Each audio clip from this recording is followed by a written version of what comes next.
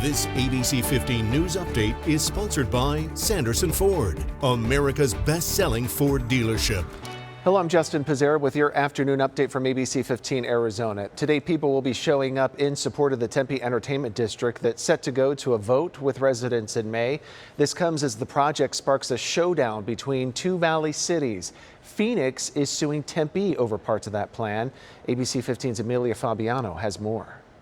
If Tempe residents decide to ultimately pass this measure in that special election set to happen in May, it would completely transform this entire empty plot of land here behind me. It's an old landfill, but it would turn into about 46 acres of development, including that proposed Coyotes arena, several retail and office spaces, more than 2,000 high-end apartment homes and hotels as well. The whole project is estimated to cost about $2 billion in private funds. So today, supporters of the plan are gathering, including 4 former Tempe mayors. They're coming together to support the plan to develop the district. It comes as Phoenix is suing Tempe. They're claiming planes at Sky Harbor would be as close as 410 feet to the planned development, and that the sound would affect the more than 2,000 apartment units planned for the area. But in 2013, Phoenix actually approved homes in a similar area with certain provisions, like a notice for those moving in. This is not about noise from an airport. This is about the city of Phoenix trying to leverage and extort from the city of Tempe agreements to allow Sky Harbor to expand with no constraints. I think that Tempe realizes that there's too many question marks, too much risk, and that, we're going to do something there, but it can be something different. Some residents, of course, aren't on board with the plan either. Some of them even getting up to speak against it at previous city council meetings before the city council eventually decided to take it to a citywide vote. That vote is happening on May 16th, where the residents of Tempe will ultimately decide what happens with the plan. Reporting in Tempe, Amelia Fabiano, ABC 15 Arizona. Looking ahead, the Phoenix Union Student Safety Committee will present their recommendations for bringing back school resource officers to the governing board next month.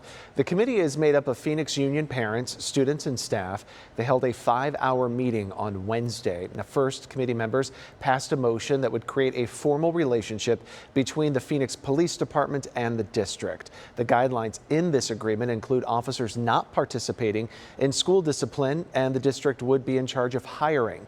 The second is related to the capacity in which law enforcement would be used. And then finally, the committee also passed a model that brings back student resource officers.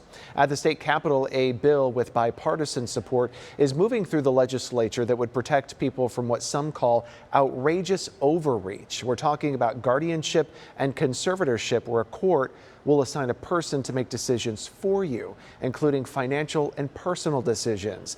There was a hearing before lawmakers on Senate Bill 1291 that would add more protections for people who are placed into a conservatorship. Some key parts of the bill would ensure that those under care know their rights, and it would improve abilities to stay in touch with friends and family. It lets people see their relatives. In most situations, the person who's in charge of them, the conservator, they will let them see relatives, but sometimes they will say no for sometimes good reasons, but sometimes for bad reasons. Well, some say they're opposed to the bill as it is written, and there are already procedures in place.